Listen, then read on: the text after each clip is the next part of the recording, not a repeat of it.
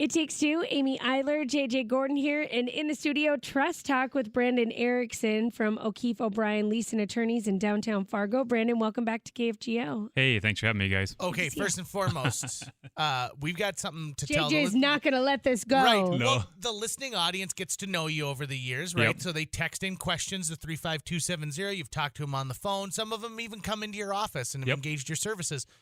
Let's tell them about some recent news over at O'Keefe O'Brien Leasing Attorneys. So big news. This is first place you're hearing it. The marketing team hasn't got it out on the press yet. KFGO exclusive. Yeah. Do you guys have like a little bell or something that dings or something? I probably could find one. Oh, that's okay. That's okay. So I got named a partner this year with the firm with Tim, Tracy, Tatum, and Sarah Munson over there. So it was a big, exciting last few weeks for me, and super excited to be part of the team. I love the firm that I'm at. I love working there. It's a really good firm, and I been on cloud nine for the last few weeks. That's well, awesome. Congratulations. That is no small feat, and clearly they like what you're doing, and they want you to do it on a bigger scale for them. Yeah. It's been really good. Been a really good fit with the firm. I moved back from California March of 2020 just randomly at the beginning of COVID, and I saw they had an ad, and I remember interviewing with them from a parking lot because I couldn't come into the office. So the first one was a phone interview, and I was, the kids were at home, and I couldn't find anywhere quiet, so I drove to a parking lot and just sat in my car and did the interview over the phone, and it's been really, really good ever since then. I got a good support staff. I really love the coworkers. Savannah, my assistant that does estate planning, and Darcy for my paralegal for the probate stuff. I think we have a really good team over there.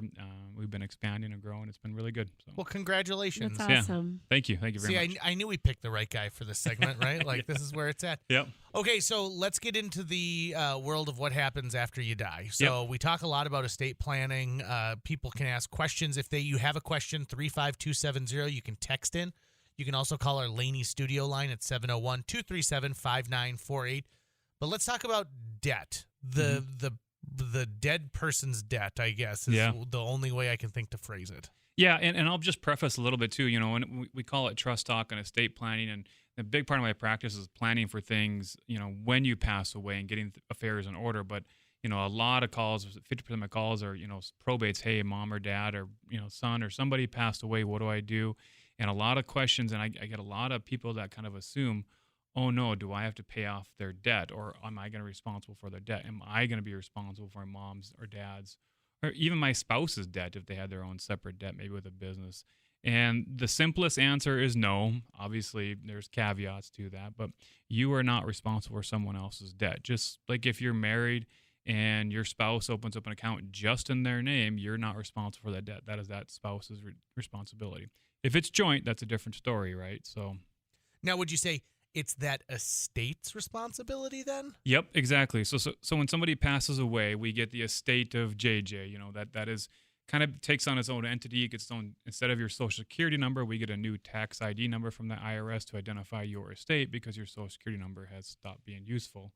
But yeah, those debts still need to be paid, and so sometimes people feel like, oh, I had to pay off, mom or dad's debt or the farm, whatever debt, because it came out of the estate money, which eventually was coming to them as an inheritance. So it kind of feels like they had to pay it off, but in all reality, it is just that estate's responsibility. So let's give an example. So your mother passes away. She owns her home, but she is paying off a vehicle that she purchased a few years ago. Mm-hmm. So the loan that's left on that vehicle would be debt. Yep. And so we're talking about selling off the house, and a portion of that would go to pay off this vehicle if you decide to keep it. Yeah, exactly, right? I mean, so that's secured debt. There's something physical that is securing that debt on the title on that vehicle. So yeah, one option is we use cash from the sale of the home or other proceeds to pay off the home. Maybe the kid really likes the car, has sentimental value, whatever it may be. Worst case scenario, you just sell the home, sell the car, just like you do in any place.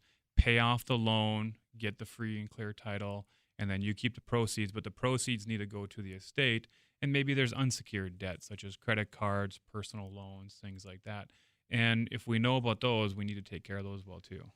And that, I think the math works out really easy if I'm the sole inheritor from this estate. But let's say you've got let's say you've got 2 kids. Let's say there's a charitable contribution that actually precedes like any other money before it goes down to kids. Now, all of a sudden, you're talking about you're talking about being in a bucket of honey, man. It's sticky. Yeah, and I just did a little training on this, kind of why I brought it up today, is real estate, secured real property debt in the U.S. is over $12 trillion. Whoa. Yeah, it was with a T, trillion. Oh, my God. They talked about how credit card debt and stuff has gone into the trillions. Real estate debt, I mean, just homes just get more and more expensive. We can see it here in Fargo. I mean, starting homes are $300,000, which is unheard of from a few years ago. So yeah, those secured things need to be taken care of, and the problem becomes now, 70% of real estate has mortgages on it. What if we're giving it to 5 kids, 3 kids? Maybe one of them's not going to qualify to refinance that mortgage, take over, can't afford the payments, whatever it may be. It may be really hard to pass that property on to those kids. Okay, let me talk about 2 different types of debt that people might accrue. Number 1, let's say you did have a young person who passed away and they've got $40,000 worth of school debt. Yep. Okay.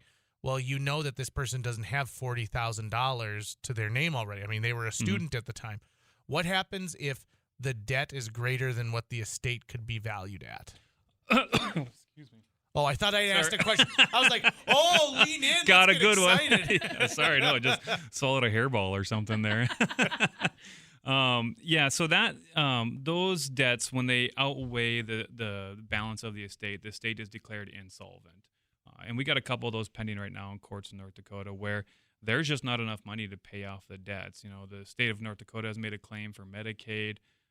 There's judgments against the estate from lawsuits. There's simple things like utility bills that weren't being paid when the person passed away. So we have to go to a court, and I have to have a judge declare the estate insolvent and say, sorry, creditors, but you're not going to get paid for this one estate. And that's basically why we have interest rates, to make up for people that can't pay their bills on those types of things.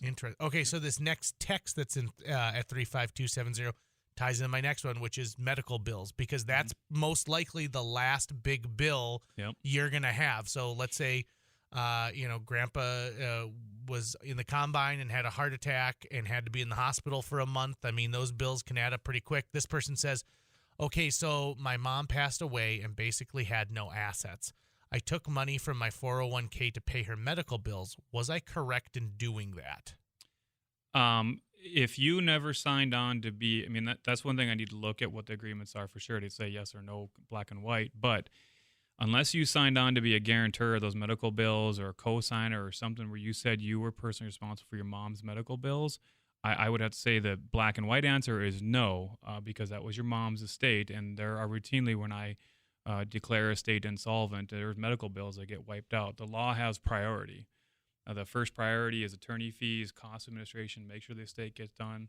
The next is funeral expenses. Then we kind of go down the line, and then unsecured creditors like this, like medical bills, credit cards, things like that, are commonly way farther down the line as far as getting paid. So, if somebody, and I know it's sometimes, creditors, I don't know what motivation sometimes make it feel like it's your responsibility, but in all reality, it's not your responsibility. You were not personally responsible for that debt, no more than I'm responsible for your debt. So, can she do anything to get that back at this point? I would say come see me and chat about it. I mean, I need to know more and kind of look at what happened to the facts of it. But yeah, I would definitely come chat with me or give me a call, and we can talk about it. So, another person said, "Who has a right to view someone's will?" Interested persons is what the law says. And so an interested person is somebody who has some interest in the estate. So somebody who's a beneficiary, a right to it. If a probate is open, it's public document. So it's going to be filed with the probate. So you can always go into the court file and look at it, or go to the courthouse and look at it. But typically, and that's why trusts are kind of nice. We don't have to show the trust. If you disinherit a child or somebody, I don't have to show you that trust because you're not an interested party. So that's typically the legal definition of what an interested person is. Oh, this person texted back who had used her 401k. She said, the hospital made me sign on. I had no choice, as guaranteed. So she probably did sign something that she... Yeah, that might have been something. I don't know. It'd be something we had to look at the facts on. Maybe the mom didn't have health insurance or something wasn't going to be covered. So in order to provide services, they wanted a guarantee. on the account. So that's something. It's definitely a fact by fact basis for these things. Right. And we've talked a lot about establishing that trust, and I'm not talking about I trust you. I'm talking about the document itself of what is going to happen when I die, and it is. I mean, it's imperative that you at least have those conversations. Going in and getting it done and having to update it later. Those are small potatoes when it comes to the peace of mind you can get in a situation like this, because this person says, basically had no assets. But I think sometimes we think, oh yeah, she didn't have $1 million life plan, or she didn't have $100,000 in the bank. But in all honesty, there could be something that has value. If you took everything that was in my home and sold it, even at auction, there's some kind of a value there. Oh, definitely value. And I think one of the best things for people is the priceless things on there. I bring up all the time my grandfather's railroad watch. I have the dress my grandmother wore at my wedding. Stuff like that. That's things I can remember them by. Those are priceless. You couldn't put a value on those. But certainly, yeah. I mean, there's the all the rest of the stuff, the furniture, TVs, all that stuff adds up. Something you can pass down, specific items, stuff like that. You can give to people for sure. So. And I think too, we take for granted just walking through. You hear that here from insurance companies where they're like, walk through your house with your phone with the video on and open every drawer just so that you can get an idea of what's there. Certainly you are, a wedding ring, right? But you might not know the value of that wedding ring. If it's something that's been handed down multiple generations, going in and just getting an appraisal on that can be a good idea in some cases. Although I do feel like at that point, if you get an appraisal on it, then all of a sudden, if you are insolvent, they're really going to come looking for, where's that wedding ring? Where's that jewelry? And that's a lot of times too, is we overvalue what that jewelry is worth too. Ask anybody who's been divorced how much a diamond ring is worth. Right. It's not nearly as much as you think the second time around. But anyways, so yeah, that's definitely something that you should get listed out at least. Firearms is a big one too. People, got a lot of firearms they pass down. They want to make sure in hand. And if you got multiple 30-06s or something you want to hand down, or 270s, maybe we want to find the serial number, identify them correctly. Another question I would have is, okay, so compound debt. Mm-hmm. So let's say someone dies and they do have credit card debt. Well, it's very hard unless you've got a life insurance policy that's going to pay out right away, and there's a reason that you should pay off this credit card immediately. You could, 4 or 5 months can go by, and all of a sudden that interest can really jack up and can add a lot more to the top of that. And so what do you recommend for people who say, gosh, I know that there is going to be some debt. What are the best things that we can do so that we're prepared right away so that we don't accrue more debt? Yeah, well, that's one thing. I mean, when we start a probate is we want to find all those creditors. North Dakota's got a 90-day window. Minnesota's got a little bit longer of a window where we really need to go and find those creditors and notify them that the person has passed away. So the accounts get locked. So no more charges like recurring payments, stuff like that happens. We want those things to stop. And that's kind of the prudent administration that we need to work with, and that we, when you hire us and Darcy, my paralegal that works the probates, is we make sure and get these creditors lined up. And then we get an initial inventory to say, hey, how much money is going to be here? Maybe we should pay off some of these things right away. Funeral costs is one thing, right? That's probably one of the first things that really should get paid right away. Unsecured debt like the credit cards, we need to kind of look, maybe there's not going to be enough money to pay the other bills, so we want to let that one go because the state's going to be insolvent, and they're so low on the priority list, hence the 27% interest on credit cards. Mm-hmm. A lot of them don't get paid off, so that's why they're so high. They're much harder to get repaid. What about day one? So let's say you go in and grandma's passed away. Mm-hmm. Would you recommend canceling a credit card right away just to make sure that let's say she's got Disney Plus, right? And so you're not adding up those charges for things that aren't being used. Monthly reoccurring charges that you would see on there that are legit through an actual vendor, but you could, you might not know necessarily. Yeah, it's commonly my recommendation for those types of kind of what I wouldn't, maybe frivolous isn't the right word, but the charges that aren't necessary anymore for that person, shut those off, cancel those, dispute those, inform the person has passed away.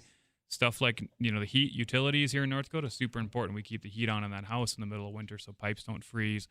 Maintenance, stuff like that. We need to make sure the estate gets maintained, so utilities are important. They keep getting paid, and, that's one thing. If things aren't lined up, now, your child or somebody might be forking money out of their own pocket because the accounts get locked, and we've got to, a gap period before we can get money in a estate account set up. Right. Yeah. I remember we paid a bill for my mom. She was from the cable company, and they're like, "You haven't paid us in 4 months." And I was like, "Well, no one's watching or using the internet. Like, we don't need it anymore." Yeah, shut it off. We're not going to pay the reconnect fee. And they're like, "Great, we won't have any more from get-go, but you're going to owe us for the last 4 months." Yeah. And so it's like, "Oh, okay. We weren't planning on that." Yeah, and that's one thing, we could say is, no, we're not going to pay you and dispute that creditor claim if there's not enough money. If it's a valid claim, then we should honor it. That's what law says you should do too. So. Well, they asked me what my service was at my house at the end of that phone call, so I think they were just trying to get some money, period. Right, yeah. Brandon Erickson, now a partner at O'Keefe O'Brien Leeson Attorneys. This has been Trust Talk. If you missed any of this, you need to re-listen to it again. It'll be podcast at kfjo.com. If you want to get a hold of Brandon, how can they get a hold of you over at the office? Our direct line is 701-235-8000. Just give us a call. You're routed to my department there. You can talk to Darcy or Savannah, get on my schedule, or go to o'keefeattorneys.com. Go to my profile. There's an estate planning link, and put in your information, and we'll reach out to you as soon as we can on there. So, Ooh, we got a quick question, and Sure. they snuck in at the last second here. For a 42-year-old with a good amount of farmland, would a trust be best or a will? Trust. Yep, Trust. yeah, Just do it. Yeah, come in and Just see call me, and Brandon. I'll talk about how the trust can set that up and protect that farmland for your family. Yeah. Thank you so much. Appreciate it.